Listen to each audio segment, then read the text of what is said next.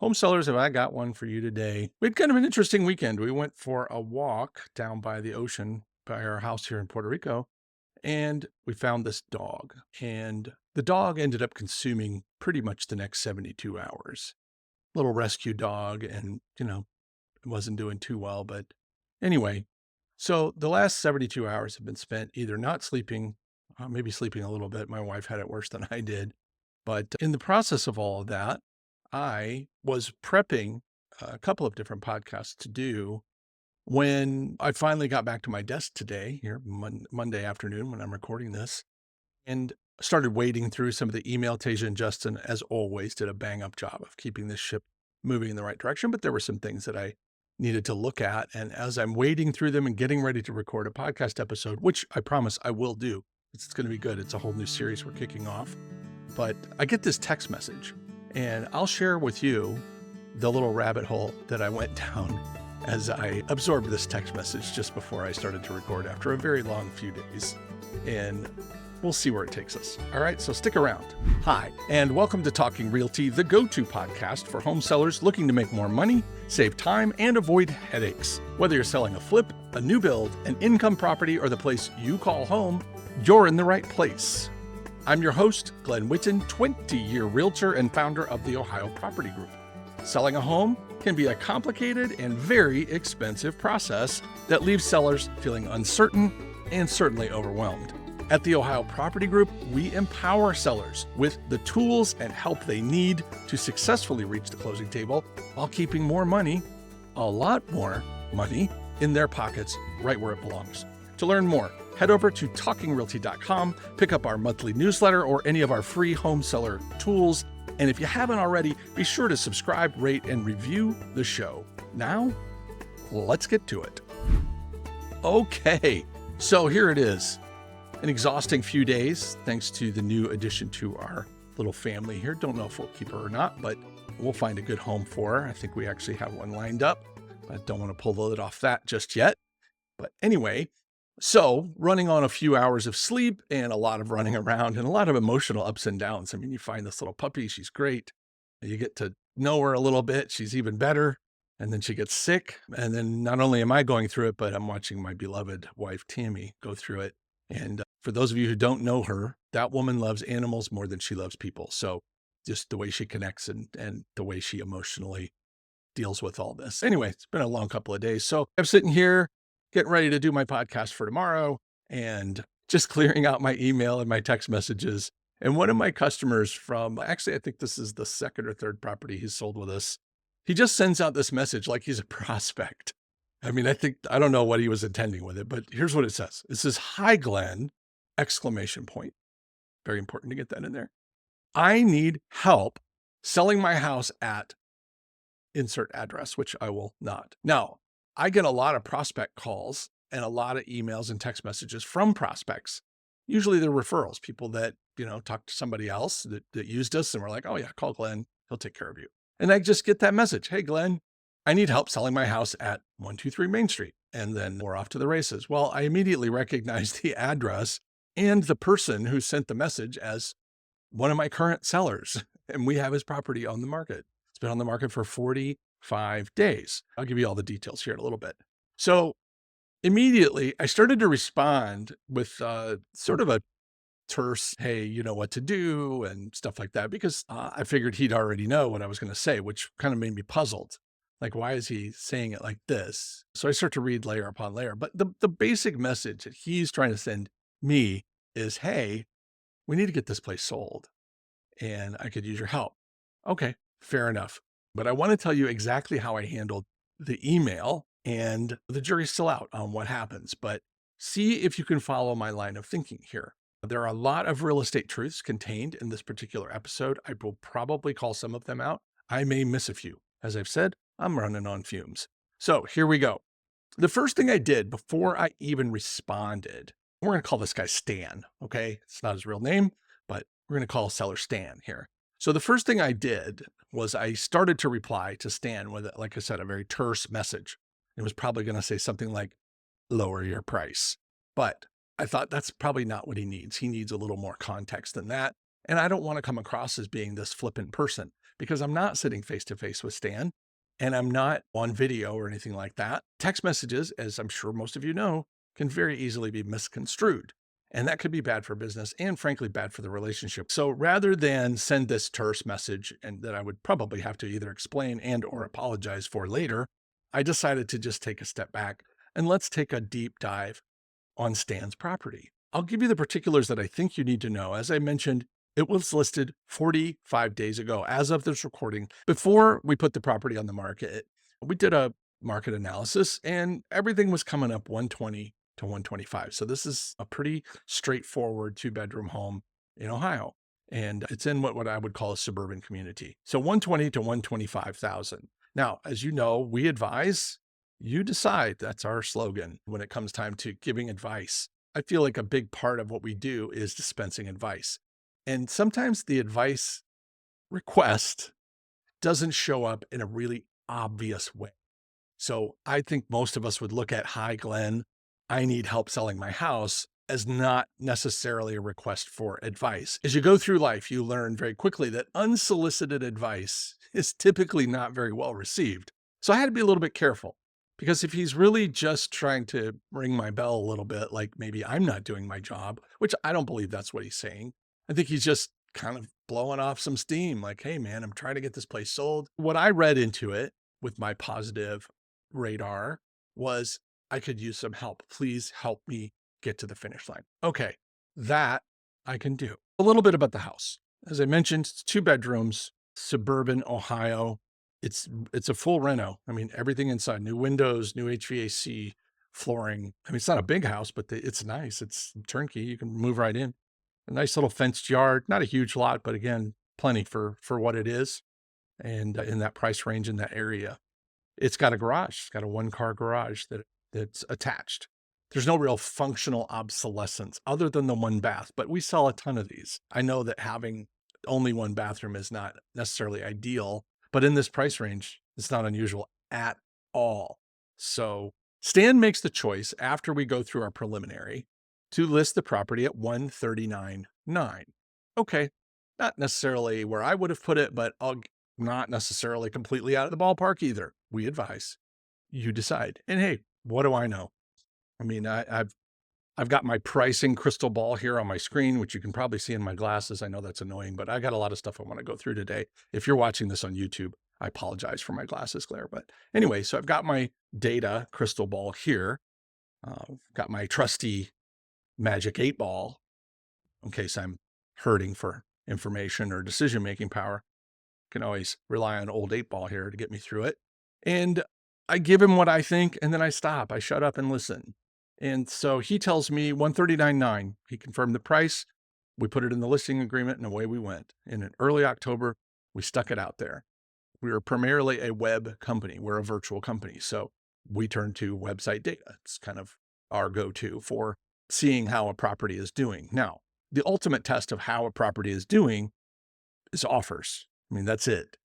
That's kind of the end all. It's sort of like the score in a football game. It doesn't really matter what happens inside of those 4 quarters or overtime if you have it. At the end, whatever the scoreboard says, that's what happened. That's what people are going to remember. So when we look at data, it's simply to advise, to inform, and then we can kind of help guide our customers.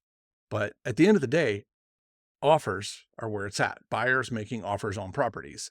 So if we've got it out there, it's exposed to the market through, we use a syndication process through the MLS. So for the uninitiated, we stick it in the MLS and then it spiders out to, last count was around 240 different websites. So that's realtor.com, Zillow, Redfin, homes.com, and then all the brokerage sites, Remax, Keller Williams, blah, blah, blah, on and on and on. And so there are hundreds of sites out there that pick up these MLS listings to make sure that wherever buyers are searching, they have access to our properties. We leave no stone unturned for that. So once the property goes out to the wider market and through the MLS, through all the brokerages, and then all the alerts go out and all this crazy stuff happening, that marketing, which is kind of the first link in the chain, is really, really important. It's kind of our bread and butter. Because until I have an offer, I can't really negotiate anything. All right. There's a little bit of psychology we can do. And I've talked a lot about it in previous episodes. I'm sure I will talk a lot about it again. And if you want the full-blown version, just pick up my book. It's called You Can Sell It. That's available on Amazon and my website. So here's what I ended up writing. Dear Stan, when sellers send messages like this, I have two choices. I can tell them what they want to hear, which is the market's crazy, it's the election, the holidays are almost here. You know what, folks, this is not on the email, but a lot of realtors don't want to have this conversation with their sellers. So they will go to things that make the seller feel better. I've heard it all. I've heard the weather, I've heard interest rates. I've heard that a factory that's hiring or not hiring that's 300 miles away has an impact. I've heard, of course, the election. And I almost did an episode. Interesting enough, a little sidebar for you. I almost did an episode on the impact of presidential elections on the real estate market. But guess what I found out? It doesn't really do anything. Most of the changes from a presidential election happen well after the fact, and they happen in terms of economic policy because one party will make money available for down payment assistance, and that will drive a certain segment of the market. Others will implement different tax strategies. That will drive a different segment of the market. Others will get really involved in interest rates and banking rules and things like that. That will drive a different segment of the market. So there is no cookie cutter that says, hey, in the 90 days leading up to an election, blah, blah, blah happens. Just doesn't exist. And believe me, I looked. But that won't stop realtors from using it as a reason why a house isn't selling. You can think of anything you want and insert it here. And it's been used as an excuse or a reason or an explanation of why a house isn't selling. And I'm not saying those things don't exist, but all those external factors don't matter to me because I know houses are selling. We serve all 88 Ohio counties. All 88 Ohio counties have buyers today, right now. Truth number 5, every day is a good day to sell a house, meaning there are buyers out there 365 days a year. In a leap year, 366 days a year. There are buyers operating. And I've got, 2 decades of web stats to prove it. There has not been a single day that no buyers have been looking. It just doesn't happen. All right. The other thing I know is that a home that's not selling is overpriced. Truth number 2, it's not selling, it's overpriced. So you could actually stop this episode if you agree with me. But if you're interested in hearing how I try to explain this for the 8 millionth time to a seller, stick around. And I'm not saying that to be flippant. I'm just saying that I am constantly looking for new ways to have this conversation because I've had it so many times that I think I've had it about every way I can have it. So I'm looking for that one magic bullet that when I say this, every seller will recognize it and do what I ask them to do.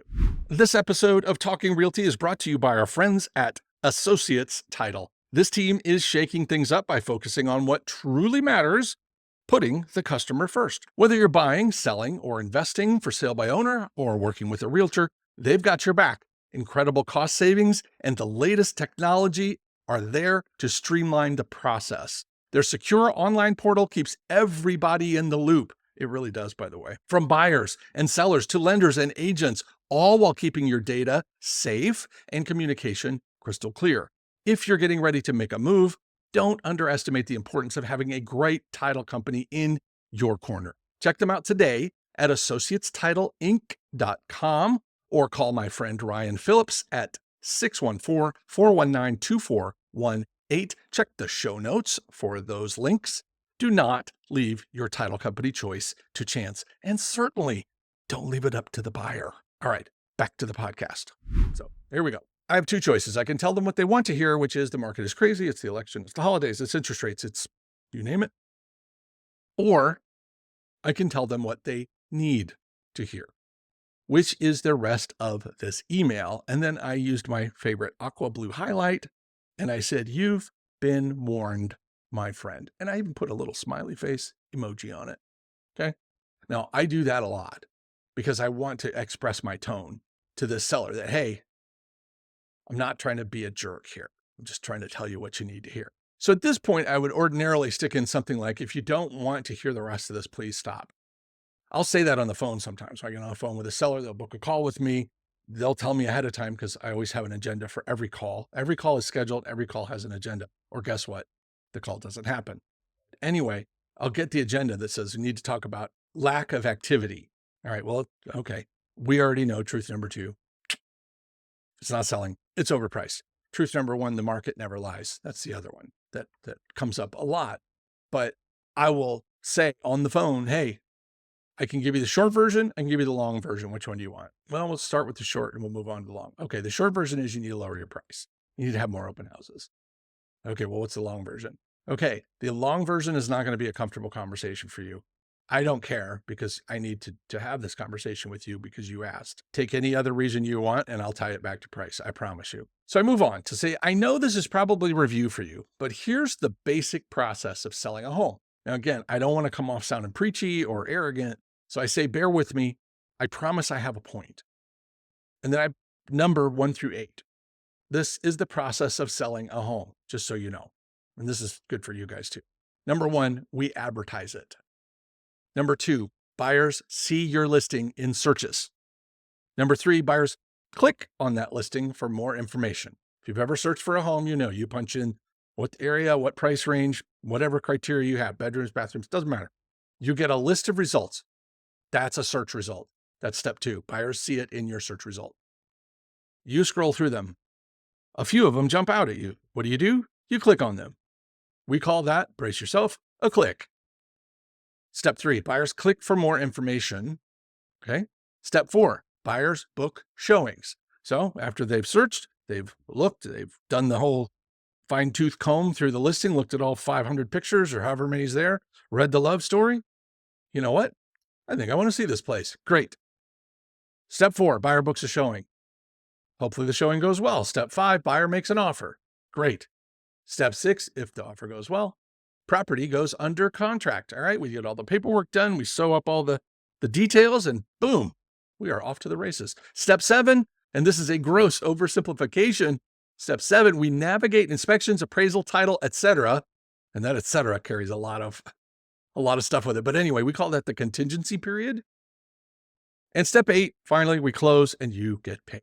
All right, so there we go. Advertising, searching, clicking, showings, offers, under contract, all the contingencies, then you close, you get paid. All right, that's it. That's how the whole process works. I need to say that to say this. Back to the blue aqua highlighter. Here's what I said. I did some checking on your activity, and it's right about where I would expect it to be. Here is a snapshot from Realtor.com, and there is an actual snapshot of this guy's property from Realtor.com. As realtors, we have access to extra data that the seller can't see. And here's what it says. At the top, it has the property address. Right underneath it, it says it's listed at $139,000, and it was listed 45 days ago. Then it has the MLS number. Then there are a number of tabs. Number 1 is the performance tab, and that's the one we're after. We need to see how this listing is doing, not only in a vacuum, but relative to all other listings in the market. So the performance score, it says compared to similar listings, your listing is getting 17% more interest. Similar listings in your zip code, and then it gives the zip code, are priced between $100,000 and $150,000 that also have been on the market for 45 days. Okay, so they're really comparing apples to apples here. This guy's price range, same time on market. He is getting an above average amount of interest, and then it's graphed out. So in this case, seen in search results, and there's a number. Right? This is step 2, by the way, in case you're paying attention. 34,830. Listing page views, these are clicks, 410. Then he's got 14 shares and 2 tour requests. So I break it down for him. I go on to say, this is back to the email. As you can see, in the past 45 days, you've appeared in roughly 35,000 searches. This means when buyers are looking for property in this area and your price range, your home is showing up at an above average level, 17% above average to be precise. This means about 775 buyers a day, I did the math, it's correct, are seeing your listing. Keep in mind that this is just one website. All right, quick aside. Realtor.com is just one of the 240 websites that we're on. Now, it is one of the largest, but it's not the largest. Zillow is bigger. Homes.com is bigger. I'm sure there's several other regional sites that are bigger in this area. But the point is, Realtor.com is a great snapshot because it's a national site. So I go on to say, if you were to add the views on Zillow, Homes.com, Redfin, and the other 240 sites we have you on, that number would be exponentially higher. But for our purposes, the 700 plus buyers a day seeing your property on one website is more than enough to find one buyer. In other words, steps 1 and 2 are working at an above average success rate. I feel like I'm defending my thesis here, but I'll continue. Next, you see the listing page views, which is the click views. 410 is what this says. This is step 3. This means about 1.1% of viewers who see your home in their search results are clicking for more information. This is less than ideal. I'm trying to be nice here. We'd like to be around 2 to 4%. Actually, we like to be above 4%, but I will settle for that 2 to 4% range. It means we're getting close. But if we get above 4, we're winning. Anyway, again, this is just one website. I'd speculate that number to be at least 5x or higher across all platforms. This means that around 8 people a day just on Realtor.com are clicking on your page. All in, you're probably getting 40 to 50 clicks per day across all sites. This tells us that 99% of buyers are passing on the house solely based on the information in the initial results, which is address, price, front photo, bedrooms, bathroom square footage, and lot size in most cases. Back to my blue highlighter, it says, so again, step 3 is working. It's not the ideal conversion, but it's certainly giving us enough traffic for one buyer to develop. All right, so again, I've stated my case that steps 1, 2, and 3 are happening. The conversion from 2 to 3 is not where I want it, but it's enough. I can, with this many people clicking on this property, we should be seeing step 4, which is showings. All right, when we see a dramatic drop off from clicks like that, we get them to the click stage. Well, let me back up. When we see conversion rate from view to click at 1%, the property's overpriced. I mean, imagine you're a buyer scrolling. You're not going to click on all 3,000 properties or however many come up when you punch in your search results. You're only going to click on the ones that look attractive enough for price, square footage, bedrooms, bathrooms, things like that. And based on probably the snapshot, thumbnail, front photo to go, yeah, let me see more. But if you immediately look at a property, sorry, I'm not here. But if you immediately look at a property, you see the front photo, the price, and all these other little things, you're going to make a snap judgment that says, probably not. And you're going to keep scrolling. And that's what's happening here. 99%, well, 98.9% of buyers are scrolling right past it. They see it, moving on. 1 second, half a second, that's all he gets. If we were priced right, and I've looked at his photos, so before you're thinking, well, maybe it's terrible front photo, it's not. It's a good front photo. There's nothing wrong with it. It's a very well lit, sunny day, green grass, full trees, beautiful photo. Not the problem. The problem is they're seeing his square footage, they're seeing his price, his bedrooms, etc. And guess what else they're seeing? The other properties that are for sale. And they're clicking on the ones that immediately present better value. But when we get the click and then we don't get to step 4, which I'll get to here in a second, we know we have another problem. Okay. So buyers are repeatedly saying the same thing. It's overpriced. It's overpriced. I'm not interested. There are better values out there. So you're not operating in a vacuum, sellers. Just because you feel your house is priced correctly, you got to look at it from the buyer's perspective. If a buyer looks at it against everything else they can buy, including waiting and not buying anything, and they continue to do those other things and not come and look at your house, well, there's your signal. There's your signal. The buyer market is speaking loud. Truth number 1, the market never lies. Moving on. After web searches and clicks, we look at showings, step 4 in my aqua blue highlighter, since it is the next logical step in the process. According to Showing Time, because all of our showings go through Showing Time, so I have an electronic register. According to Showing Time, you've had 6 showings, and 2 of them were us testing the system. All right, so quick aside. When we list a property, it's not unusual for us, if a seller either hasn't listed in a while or if never listed with us before, it's not unusual for us to say, hey, do you want us to test Showing Time? Make sure it's working. So we go in, we set up a bogus showing for 10 minutes from now, and it's got my name on it. And I don't show properties, so they know it's not me. They know I'm not actually coming. And I tell them ahead of time, you want me to test the showing? Then you can see how it looks on your end. How does it show up through the app, through the text, through email, however you do it. And then once the showing time has passed, I go in and I give them fake feedback, oh, it's a great thing. And I put a funny little note in or something like that, just to kind of lighten the mood. But then they get to see that as soon as somebody leaves feedback, immediately the app says, oh, you've got feedback, and they've got it. So that way, any sellers who are worried about how the system works and what it's going to look like, and they don't want to screw it up, we get them through that with a test showing. We offer it to everybody that has showing time. Some take us up on it, some don't. He did. So when I go back through his showing time history, the very first thing I see is a test showing from Glen with feedback that says everything was wonderful. So he got it, and then I looked through his folder, and sure enough, he said, yeah, I got it. Everything's great. Thank you. It works. All right, well, sometime after that, about 4 weeks into the process, he didn't believe it was working, even though he'd had a couple of showings. He thought maybe the system was broken. So he asked me to do another test showing. So I did another test showing, and guess what? Same result. Everything worked exactly like it was supposed to. All right. Anyway, according to Showing Time, you've had 6 showings, and 2 of them were us testing the system. So really, only 4 showings. Back to my blue aqua highlighter. This is certainly not ideal, but it's also not 0. It's not like I haven't had anybody in the house. We've had 4 live human beings walk through the property. How about that?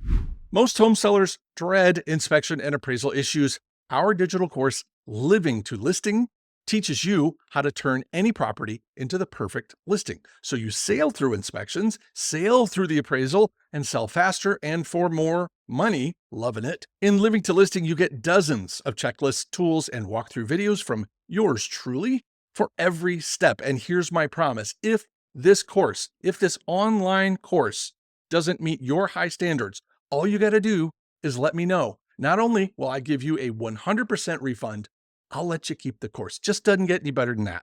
Check out the free videos today at livingtolisting.com. That's livingtolisting.com. Check the show notes for that link.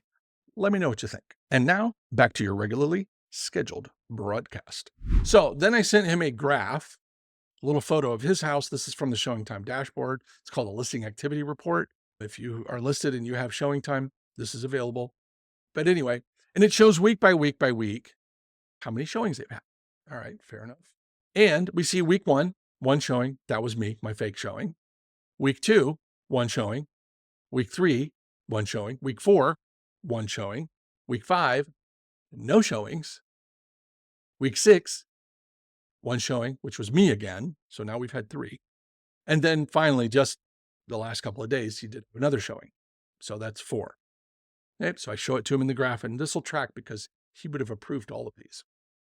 I go on to say that of the feedback we've gotten, and just as a side note, we always ask for feedback. As soon as the showing is over, we start pinging the showing agent, the buyer's agent, saying, hey, what did you think? It's a very short survey, takes them like 2 seconds to do on their phone.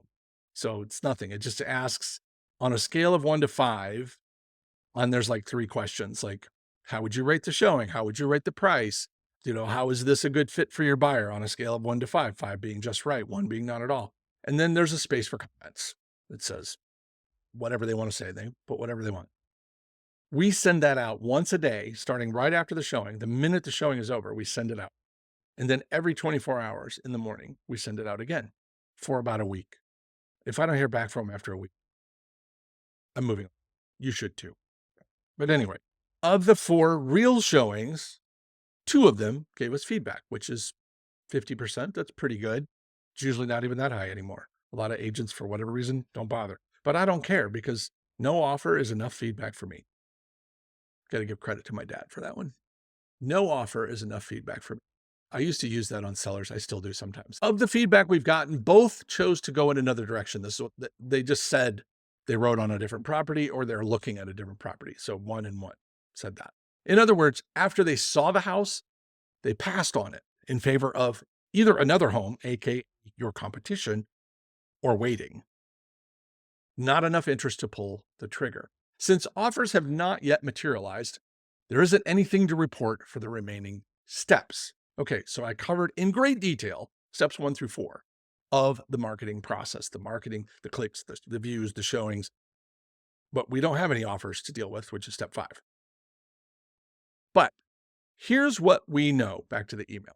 There are obviously a lot of buyers searching for property in this area and price range. Again, back to the first thing, he's getting 775 search results a day, and that's on one website. It's probably several thousand a day. So we know there's a lot of buyers busy in this zip code.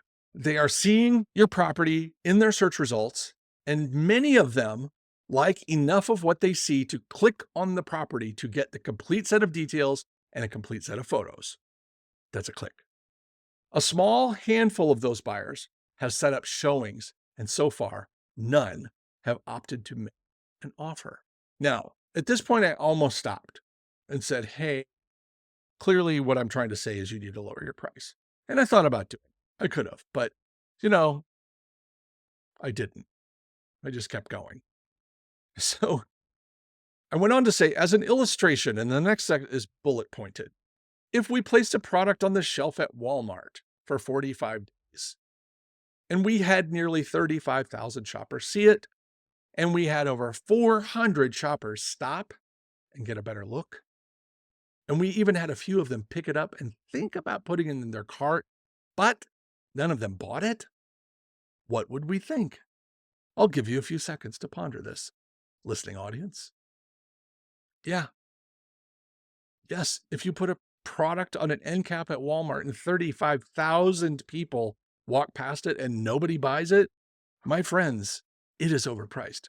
Back to the email. I've been asking this question of my sellers for nearly 25 years. The answer is always the same. The shoppers are not seeing enough value to slow down, check it out, put it in their cart, and buy it. Said another way, and this, by the way, quick aside, is my very favorite argument winner about your home is overpriced. When sellers want to argue with me, this is what I go to. Said another way, if we price your home for $1, how long would it be before we had it sold? If you're a longtime listener, you've heard me say this many times. Probably by the time you finish reading this email, we'd have a bidding war and news coverage about that crazy realtor in Ohio selling a home for $1. You know what else would happen? Still continuing with the email. You know what else would happen? A bunch of buyers would show up. One would say, quote, I'll take it for $1, end quote. Someone else would say, quote, I'll give you $2, end quote. And we'd have ourselves an old-fashioned bidding war. And at the end of that bidding war, we would be precisely at market value, not 1 penny higher and not 1 penny lower. Truth number 1, the market never lies. The email goes on to say, I control your marketing, but I don't control your price. For the last 45 days, buyers have seen and passed on this property at this price. My advice is to try another price and see what they think.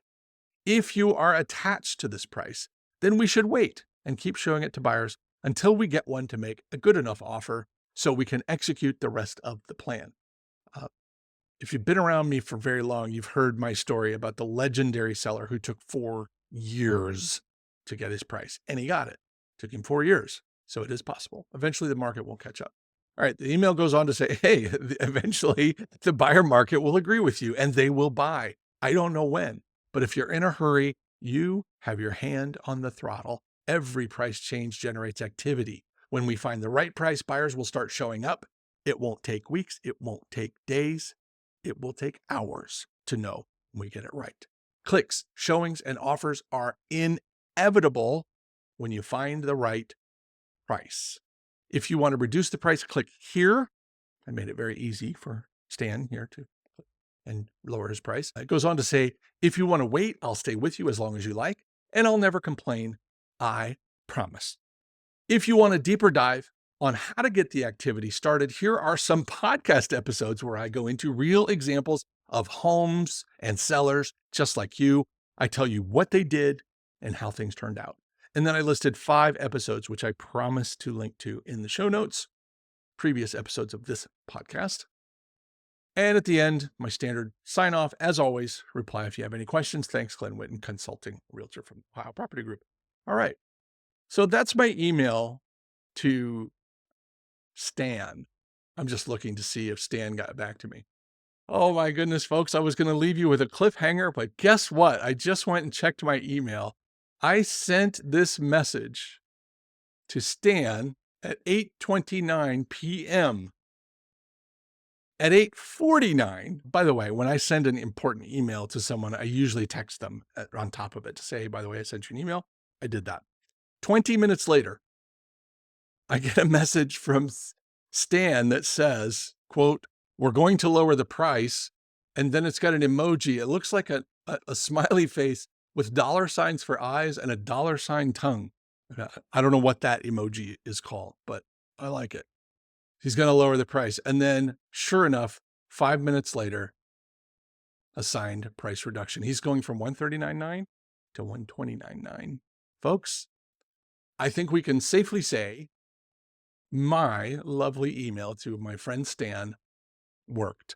And I'll tell you what, I promise to circle back on this. I don't know when it'll be, but I promise to circle back on this and give you a quick snapshot of what happened to the listing. We're getting much, much closer to the pin as far as pricing goes, because remember we said initially it should be in the 120 to 125 range. We're at 129. We are now in the ballpark.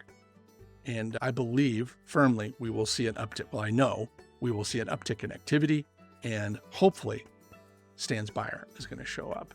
So in summary, I can say this stuff the long way, and I can say it as many creative ways as I can possibly come up with. But folks, truth number 2, if it ain't selling, it's overpriced, period. And with that, I'll let you get back to your day. Thanks for sticking around. Hopefully you learned a little something today, maybe had some fun. If so, please share this episode with someone, or maybe even on the socials. Feel free to tag me if you do.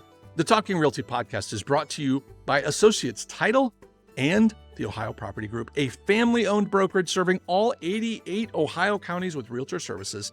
By the way, if you have questions, you have topics, or guests you'd like to see on this podcast in the future, I'd love to hear from you. Just head over to talkingrealty.com and say hello. Thanks again for tuning in. Until next time, keep making smart moves in your real estate journey. For the Ohio Property Group, this is Glen signing off. And remember, you can sell it. We can help.